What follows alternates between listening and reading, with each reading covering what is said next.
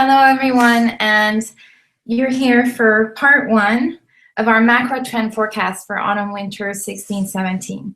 And today I'm going to walk you through Modesty Solutions, which is a very excited trend direction. I've really loved working on autumn-winter 2016.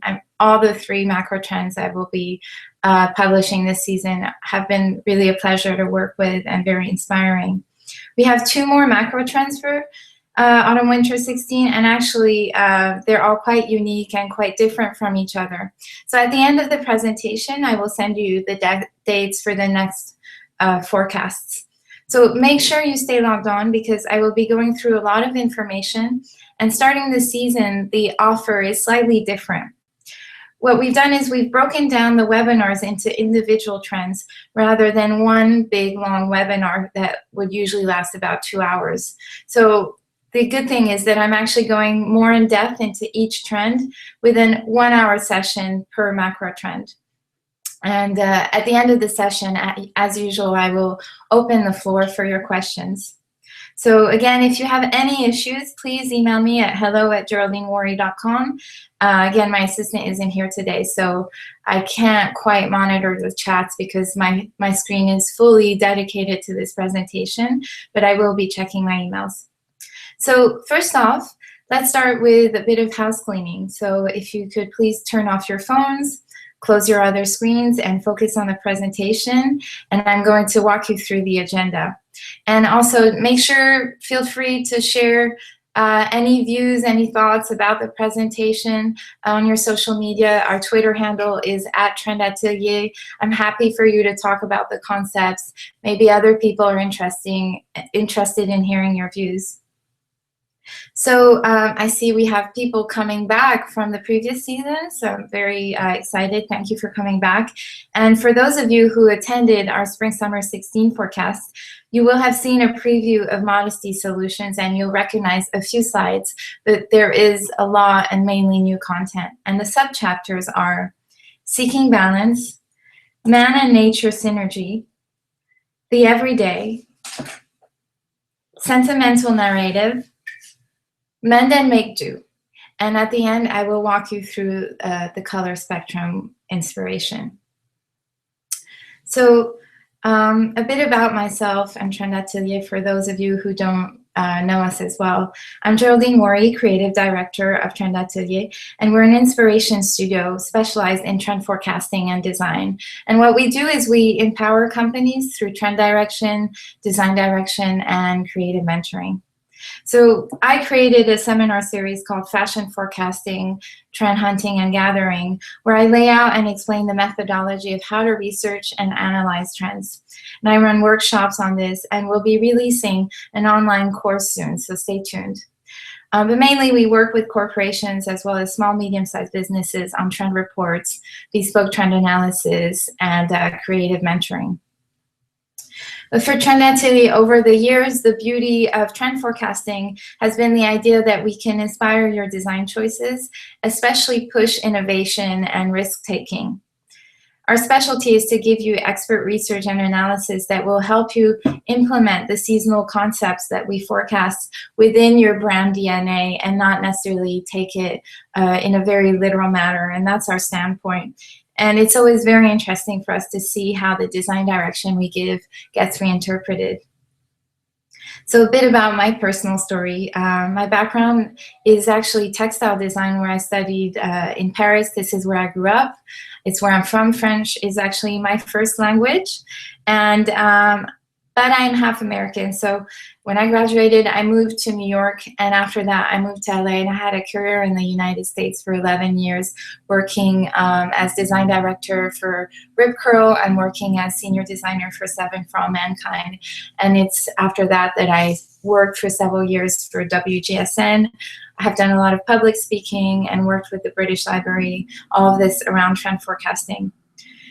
So my background is quite diverse, and I understand product from many years of managing the design process from concept to production.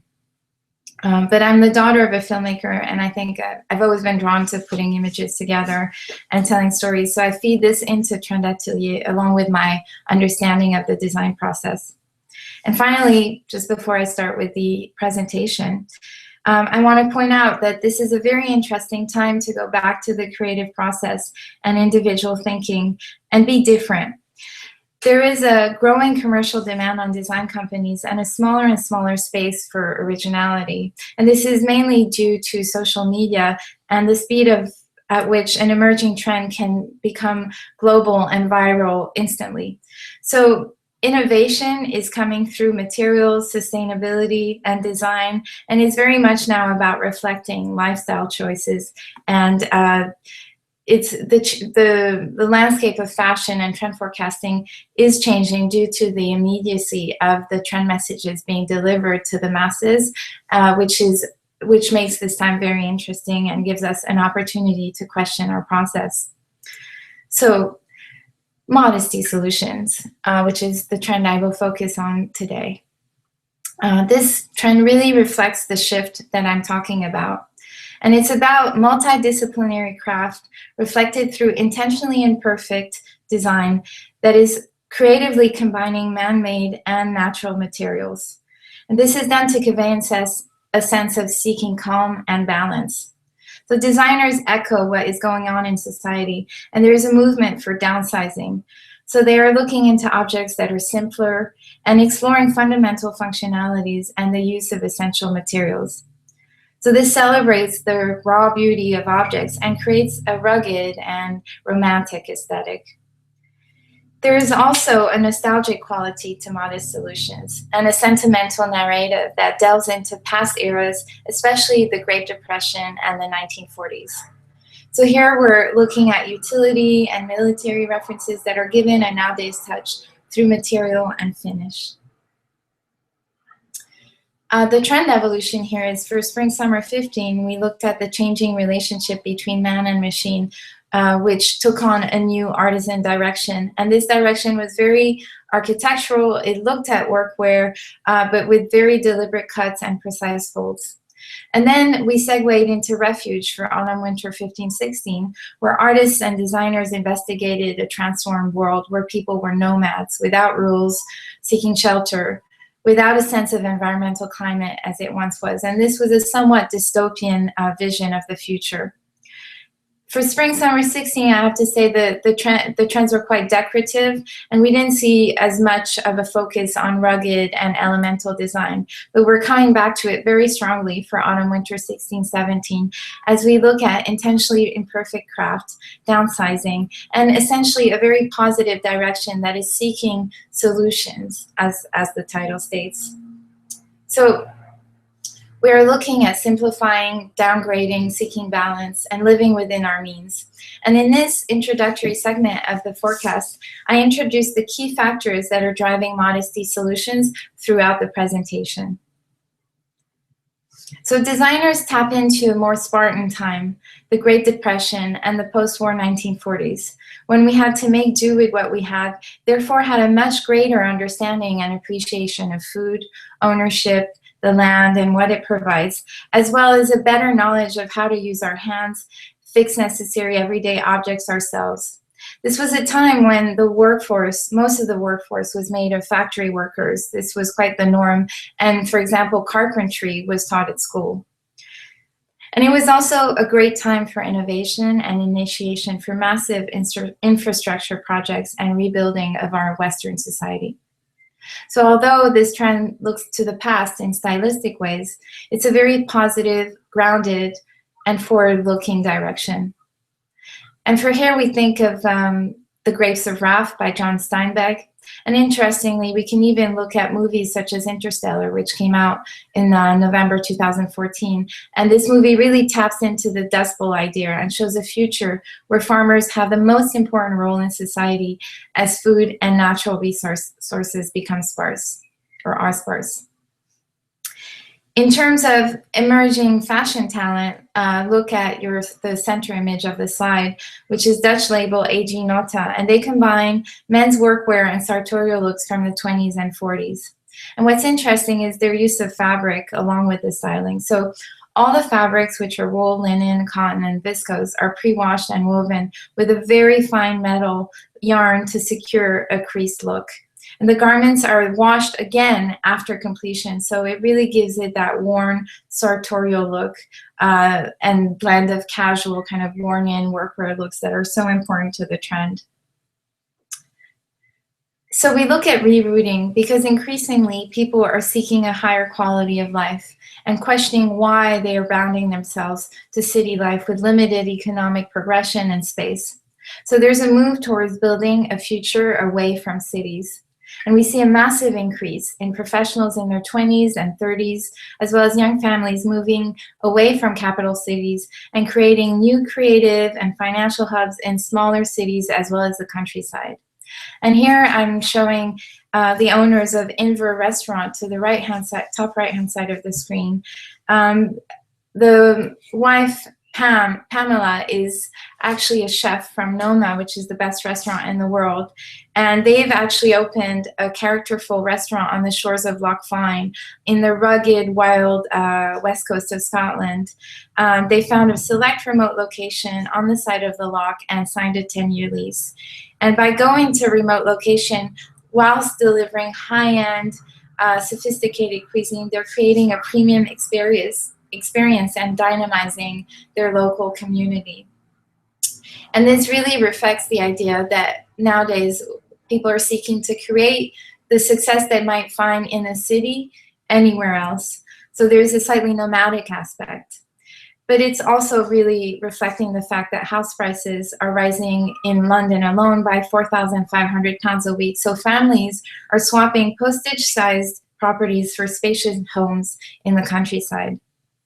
And we see this trend of rerouting and emigrating in the US as well, where artists are developing roots in growing communities and really helping dynamize the area. So the Atlanta project through Hypebeast shows how in the southern states of the USA, these states are really undergoing a revival, especially the cities such as Atlanta, Austin, Nashville, and New Orleans. And I'm gonna play for you a segment of the video.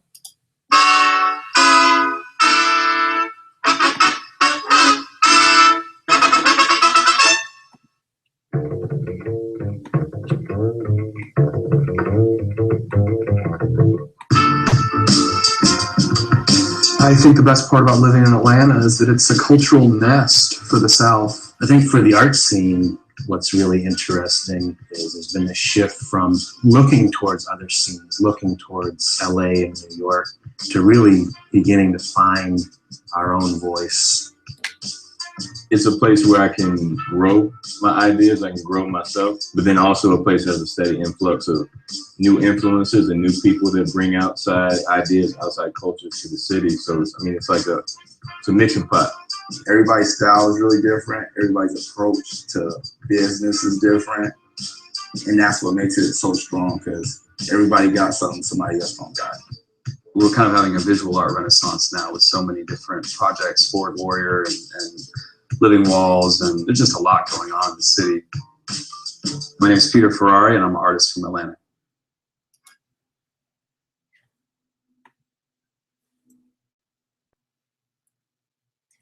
So the mystique around artistic life and artisan life plays a pivotal role in this trend.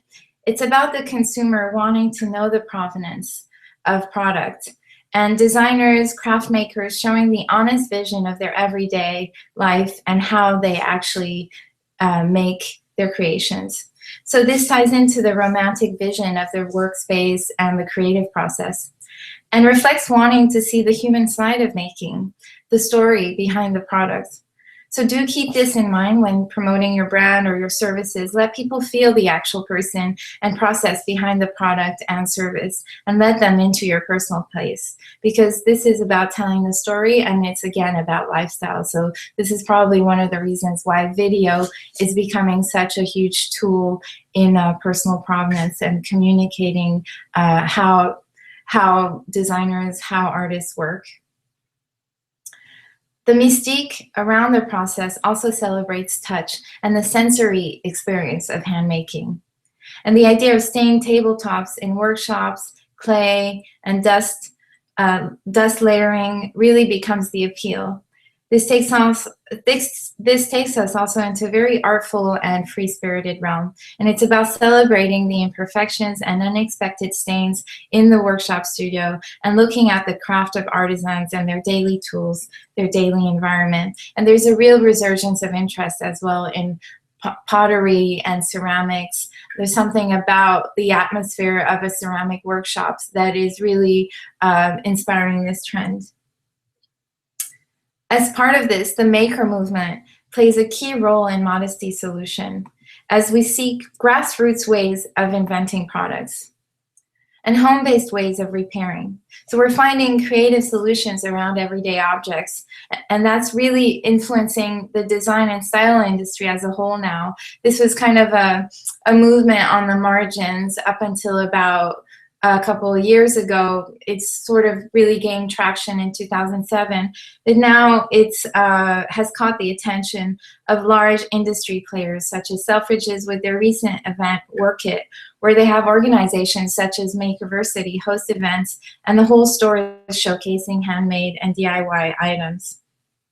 And what's interesting here is that makers create their own market ecosystem, developing new products and services. And it really encourages innovation in materials and surfaces above and beyond new product directions of solutions. So this is very much an idea that is pushed in retail concepts and has proven very successful. And again, it's part of that personal provenance. And Anja Heinmarch, the accessories designer who's been very successful for her customizable pieces and high-end leather goods, has her customization workshop in her London Bond Street store. And she's built a very large following and a huge commercial success from this. And if you go to the back of the store, you can speak to their local engraver who will show you how he was personalizing everyone's bags or leather goods. And it's really here about becoming more personal and making something more personal as well. So customization obviously plays a key role then. And it's about the uniqueness of product and stepping away from mass production. It also fits into the idea of recycling. So we look at items that appear unstable and paste it together haphazardly. And it's about bringing back also ancient materials, for example, with their ring designed by artist and jeweler Staus Kauska, who looks at ancient stories and structures of raw materials, uneven shapes, which emerge from volcanic ash, lava, carbon, and iron. And we also look at the wool shoes by Woolings. This is a company that offers a customizable service, and their shoes are inspired by traditional Russian winter boots that were made of felt, wool, and rubber, and you can interchange the color and the finish depending on the shape you select. So this last product, Wooling, also references very well the utility and military influence to this trend. And finally, as part of our Seeking Balance segment, we look at design inspired by farmers, workers, welders. And interestingly, right now, BBC4 has a series called The Handmade, and they just spend a half hour filming the making of a jug, the making of a steel knife, of a Windsor chair, and are just filming the process that these artisans use. So here we look at rugged, sturdy, very thick materials such as leather, and all the hardware is exposed and celebrated.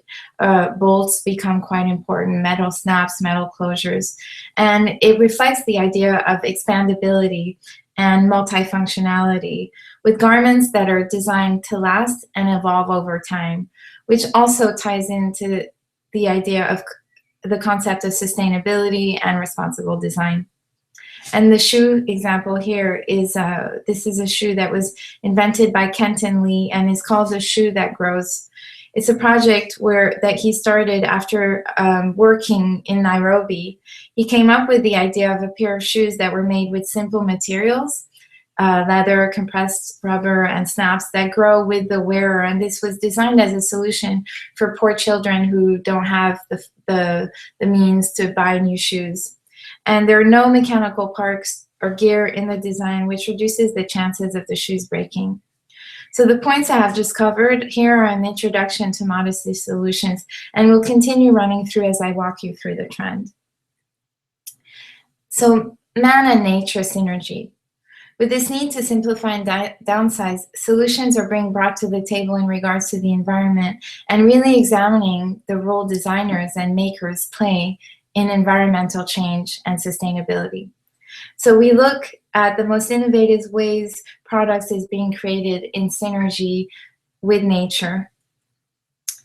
What is interesting here is the shift towards young graduates and educational institutions making the change in the fashion industry. We see the generation of designers and scientists in their early 20s now taking the lead. And we're also seeing the emphasis the design education sector is putting on sustainability. They're putting it at the forefront of what they consider the next generation needs to focus on and lead with. And this Burak Kakmak being named Dean of Parsons in the past month is a very good example, because he is not a fashion design expert, he is a sustainability expert. So this says a lot about Parsons' agenda for the future, and they have produced some of the biggest names in the fashion industry, so it wouldn't be surprising to see some of their next graduates having a real focus on sustainability. And some of the biggest concerns that are coming through for these young graduates are around creating solutions to save water and clean up the ocean. With the Ocean Cleanup Project, 20-year-old scientist Boyan Slat says, "Why move through the oceans if the oceans can move through you?" So instead of going after the plastic using boats and nets, the ocean cleanup uses 100-kilometer floating barriers, using the natural movement of the ocean currents to passively concentrate the plastic itself. And we have other young graduates, such as Ala Granados, who created the project Reuse Laundry Water Recycler. And this stemmed from her time in Colombia, where she saw many people collect the water from the rinse cycle of their laundry machines in buckets and use it for the next wash or for cleaning or gardening. So this machine saves the rinse water from the last laundry load and filters it in a treating tank using a sand filter. So it's very key, and there's a slightly activist approach here. And finally, Anna Bernhold, to the right-hand side of your screen, takes home the prestigious Chloe Prize at Yale this past month, where she developed a special handmade yarn fiber that is inspired by denim, but her goal was mainly to replicate nature and was inspired by the flow of the oceans. So designers take on an activist approach to sustainability and leave behind the product to work creatively with the consumers and society at large. And they're acting as social innovators, such as Emily Cole, who draws parallels with how food brings people together. And she hopes to translate the importance of emotional connection and tactile interaction through a DIY kit of alternative eating tools. And we have designers, Scottish designer Elena Emmas, who's also a young graduate of the Glasgow School of Art, who designs her silver spoons inspired by the delicate qualities found in nature. So there's a hacked and DIY quality to these designs, and we look at concepts of pasting back together separate parts and stacking. The textile industry has, for a long time, been using fibers with medicinal properties for the medical and surgical fields. And what's interesting now is that we're seeing a growing adoption in the mass market from the consumer of these fabrics with medicinal properties. And we're moving away from just the medical and surgical fields owning this. And also what's key here is to point out that they're not necessarily using new inventions. Designers are looking at old time-tested ingredients, such as the nettle, which was very commonly used in the 19th century. And it was used for dyeing, it was used for medicinal purposes. And so the Urtica Nettle Project celebrates this long-forgotten and underappreciated plant, which was also used as a substitute to cotton when there were cotton shortages during World War I. So interestingly, in terms of lingerie, Material Pharmacy is designing a bra to prevent breast cancer, and this was also spearheaded by student designer Sara DaCosta. And it's a prototype bra capable of treating young women prone to developing breast cancer. And so it delivers this anti-estrogen drug through skin contact rather than a tablet or cream. So it's interesting to see how, although quite scientific, this trend is not necessarily about technical items and has a very soft and poetic quality. And what I find particularly fascinating is how artists and designers are turning to scientific procedures to redefine the consumer's conception of bacteria and create a viable alternative solution to food packaging. So we don't necessarily have a good perception of bacteria, but the food and culinary industry is really leading in changing our perception. So seeking to revolutionize packaging and combat throwaway culture, projects like Grow Juice have created cellulose coverings for everyday consumer products. So biologists, I'm going to try not to hack the name, Akriti Jain and industrial designer Gillian Graves use symbiotic culture of bacteria and yeast to produce layers of cellulose that are molded into any shape. And the hope again here is to really eradicate packaging, which is such a large player in environmental pollution. But we've got other projects exploring these types of solution. There's the Xylenium Cones project, which presents a production line which uses living organisms to grow objects. In terms of growing and bacteria, we also have Living Studio that has developed a novel fungi product grown on plastic waste. And it's a prototype to grow it and culinary tools to eat it. Bacteria is also being used to create light and energy. So Teresa van Doggen uses octopus bacteria for a lamp that glows blue when it is given a gentle push.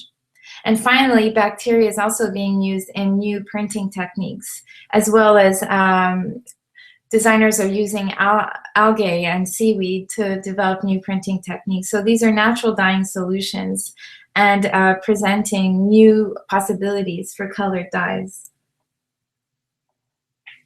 Bacteria patterns also inspire designers, and this comes through very well in, again, ceramics and accessories.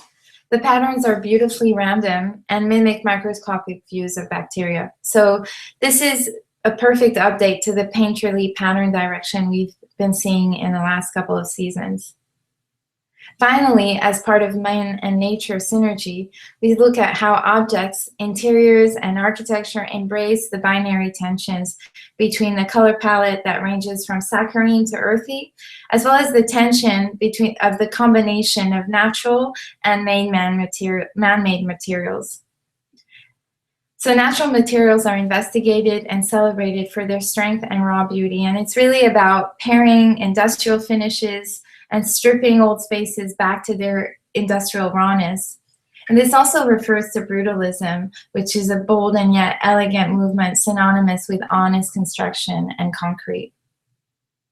And to the center of the slide, Anna Studio is a good example of this slide. They disturb traditional form and function paradigms with furniture made from rock salt, sand, coffee, silica, and pink Himalayan salt. And so they combine these unconventional interiors materials with a unique casting process that fuses cement and plaster. So this concludes our segment about man and nature synergy. And now we're going to look at the everyday. We question the everyday, the objects in our everyday and their use in our space. We also question the space on us, the space around us, and this examines functionality and space management. There's a very utilitarian aspect to Modesty solution, which ties in with DIY again, maker culture. It's a very pragmatic yet inventive outlook at our lives and the everyday. And it's about challenging the accessibility to things and making objects that are copy and pasted and multifunctional. This really exposes the way they are constructed, and it's a big element here to expose the inner working of a product and make it appear inside out. So Flat Fashion, to the top left-hand side of your screen, is a clothing collection that explores the copy and paste approach. And it's also a rebellious commentary on internet culture. detaching from a world oversaturated by trends that come and go, and challenging the contemporary culture of copy and paste. What's interesting also is here we explore the hybrid space between our personal fluidity, our body movements, and the static world of our furniture and interior objects. So Denise Gaughan's House Fit project is a series of textile furniture pieces that sit in this very interesting hybrid space between clothes and furniture. So objects can adapt to our surroundings in our increasingly dynamic lifestyle. And it's good to point out that although a lot of the slides I have shown you are very textural and handcrafted, there is also a very geometric quality to Modesty solution, which is simply celebrating key, simple geometric shapes. Customizable design influences interiors and fashion looks. Here, the key is to look at convertibility and interchangeability solutions. So Matelier Crass's self-made seat can be arranged in endless configurations to make one of the most customizable seating systems we've ever seen. And the self-made seat consists of a series of identical modular blocks in 2 sizes with unobtrusive polypropylene handles that can be picked up and carried around like suitcases. And this concept of being picked up and carried around really ties into what we are seeing emerge in menswear styling, which is the influence of the backpack as an accessories. And this is now being completely integrated into the garment and bringing quite a lot of versatility to the styling. So the other interesting point here is that if you look back at traditional farming accessories, farmers used to go into the field with a side pouch or bag that contained seeds that they would sow. The bags could also be used to pick up grass and branches. So we also see this reference coming through. And in terms of separate parts, for knitwear and winter accessories, you can focus on tabards, cagoules, and look at World War II knitwear undergarments. So those were comforts designed for servicemen to wear during the cold, under their uniforms and helmets. So the idea of functionality and versatility fits in with this concern around the climate change. I think it's interesting to see how these separate parts become also very good versatile designs for a society at large right now that sees drastic temperature changes from one day to the next. And there's a very big opportunity here for a versatile wardrobe and a real chance to redefine what seasonal clothing mean. And this also fits with the idea of downsizing our wardrobe and what's slow fashion. And it's about having items that will last longer and have interchangeable parts. In terms of classic workwear and casuals, we see the rider jacket becoming boxier and generally in keeping with traditional wool and denim materials, but looking at new details such as embossing, cuts and folds, multiple layers, oversized pockets, and splicing. And this is a look that goes from menswear to women's wear and has an androgynous and uniform appeal. And finally, as part of the everyday, we look at menswear high-waist pants that are belted or have a paper bag construction. And here the influence is from farming clothes in Japan from the 1920s, as well as retro military clothing. So we look at traditional wool, tweeds, denim, and cottons, and fabrics that create volume and structure for a dynamic new direction in menswear, which also has an androgynous appeal. So this concludes our everyday segment. And I will now talk you through the sentimental narrative aspect of Modesty solution. As we reference the 20s and 40s, this direction has a very nostalgic quality, and we're looking back at the past. We're looking at decades with a difficult context in terms of economic hardships. And here designers seek to create a sentimental narrative that leads to more meaningful connection between the consumer and the product. We tap into an artistic and emotional approach to the concept of rust, ruins, and memories. So Nadav Kander's exhibition explored the radioactive ruins of 2 secret cities, whilst Peter Marigold has used the beauty of rust markings to create patterns that represent the passing of time on cashmere scarves. And Designer of the Year Tom Dixon, he received the award from Maison et Objet. He's taken a sentimental approach to London with his installation called The Factory. And the products themselves were called Mud and made with iconic London bricks and other materials synonymous with London. And the scents he created were designed to convey the feel of being in London. There's also a romanticized vision of an artist's wardrobe and a slightly bohemian take on sartorial looks. And so the key style influence here is Joseph Beuys, who is a German fluxus, happening, and performance artist, as well as a sculptor, installation artist, graphic artist, art theorist, and pedagogue. And his extensive work is grounded in concepts of humanism and social philosophy, and his career was characterized by passionate debate. But he was also known for his pared-back style, oversized jackets with utility and military references, and loose menswear styling that had, again, that bohemian quality. And we see his direct influence on current catwalks and emerging talent, such as Russian designer Goga Nikabadze and emerging brand Off-White. So this influence, you'll also see in some of the next slides, that this is going into women's wear and fits, again, with the growing unisex appeal of fashion. With the influence of Joseph Beuys, we see felt as a traditional key material for Modesty solution. It was a traditional wartime material, and it also conveys quite a minimal, bare bones aesthetics. And there's a humble quality with hand looms and rustic wool textures that are reappropriated and add a homespun appeal to interiors, sartorial pieces, as well as knitwear.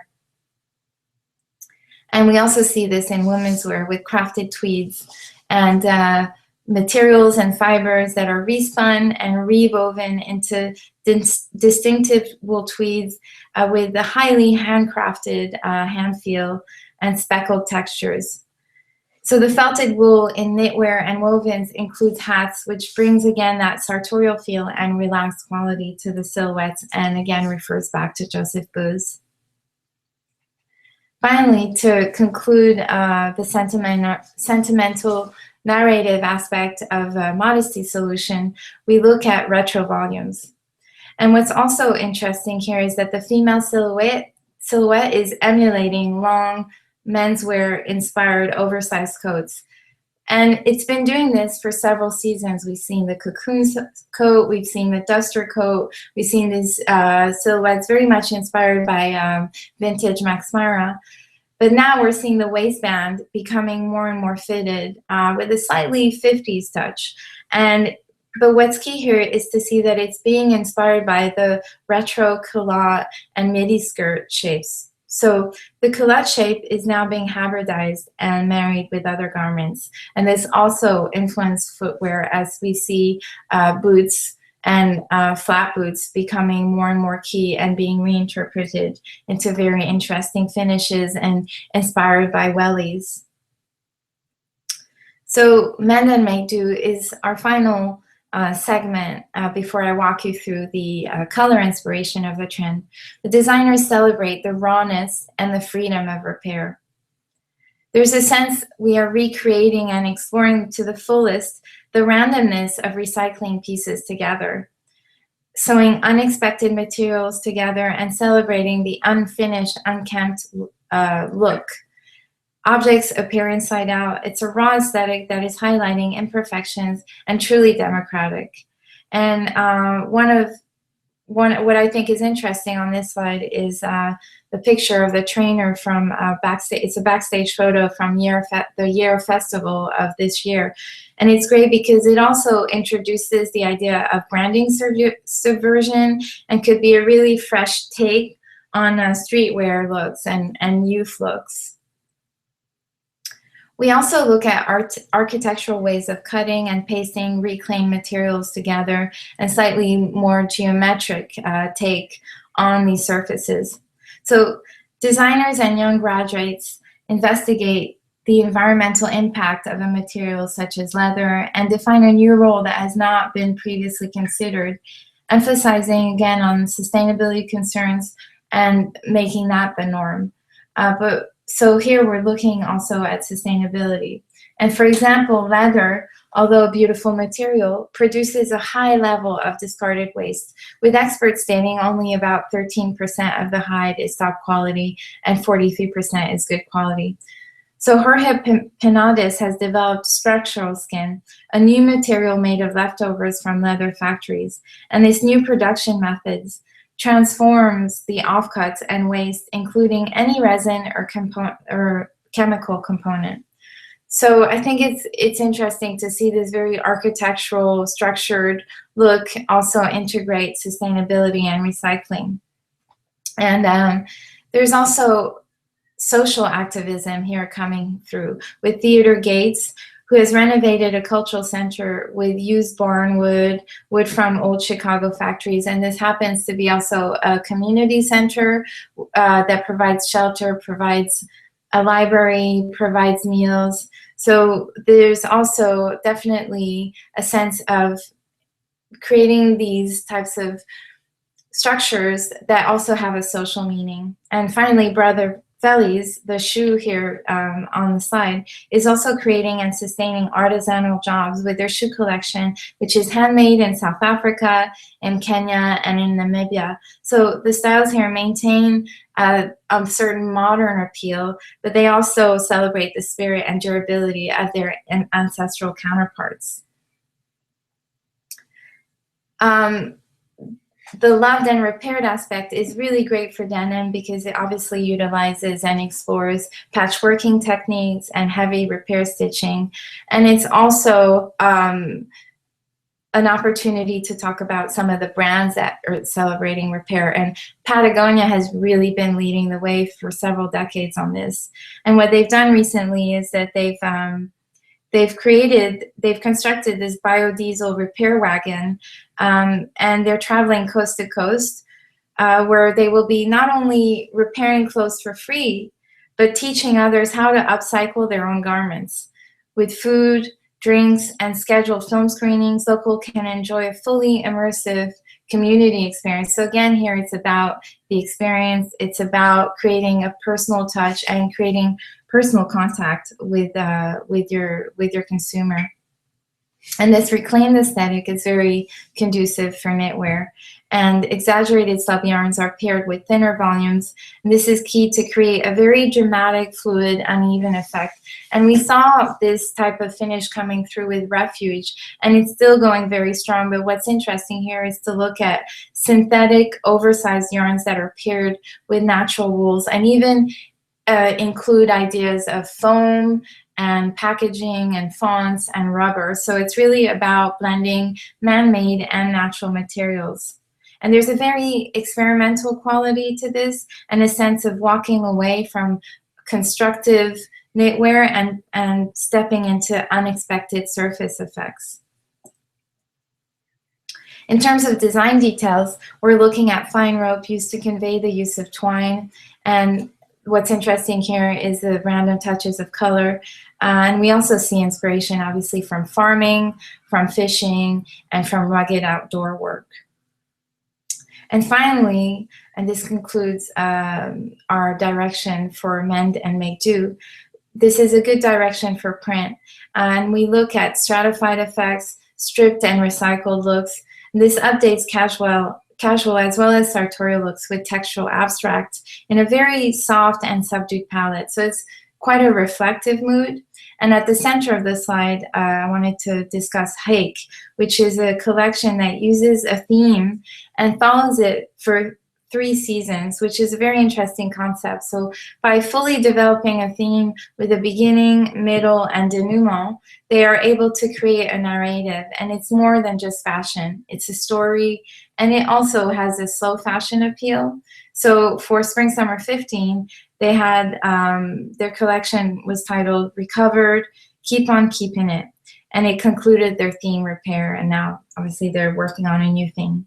So I'm now going to walk you through the color inspiration for the trend.